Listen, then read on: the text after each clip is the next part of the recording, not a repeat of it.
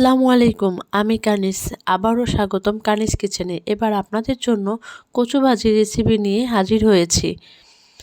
তো এটা হলো কচু। কচু ভালো করে ছিলে তারপর কুচি কুচি করে নেব।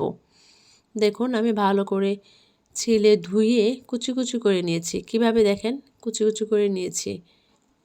এদিকে আমি চুলায় ফ্রাই প্যান বসিয়ে দিয়েছি। ফ্রাই প্যান গরম হয়ে আসছে। ফ্রাই প্যান গরম হয়ে আসলে আমি এখানে দিয়ে দিব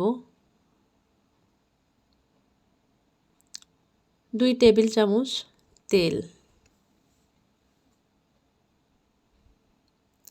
তেল গরম হয়ে আসলে এখানে পেঁয়াজ কুচি এবং ফালি করা কাঁচামরিচ দিয়ে ভালো করে নাড়তে হবে। এখানে আমরা শুকনো মরিচ ইউজ করব না, তাই এখানে কাঁচামরিচ একটু বেশি দিতে হবে।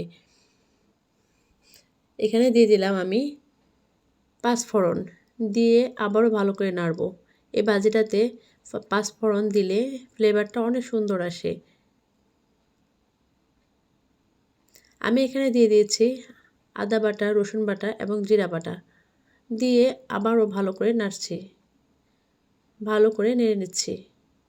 এখন আমি এখানে দিয়ে দিব হাফ চামচ হলুদের গুঁড়া, স্বাদ মতো লবণ, দিয়ে আবারও ভেজে নিব। এখানে আমরা পানি ইউজ করব না। দিয়ে দিব এখন কুচি করা কচু, দিয়ে আবারও ভালো করে নাড়ব। দেখুন আমি ভালো করে নেড়ে নিচ্ছি।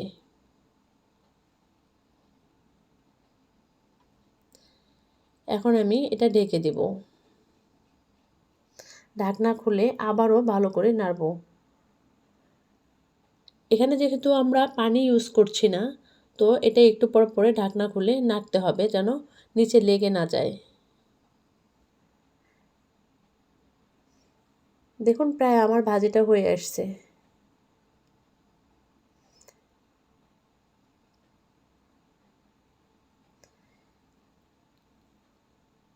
এখন আমি পরিবেশনের জন্য তুলে নিব। এই কচু ভাজি দিয়ে 1 প্লেট ভাত অনায়াসে খেতে পারবেন। দেখুন আমার কচু ভাজিটা কত সুন্দর হয়ে গেছে। যদি আমার রেসিপি আপনাদের ভালো লাগে, বাসায় অবশ্যই ট্রাই করবেন এবং আমার সাথে থাকবেন। আল্লাহ হাফেজ।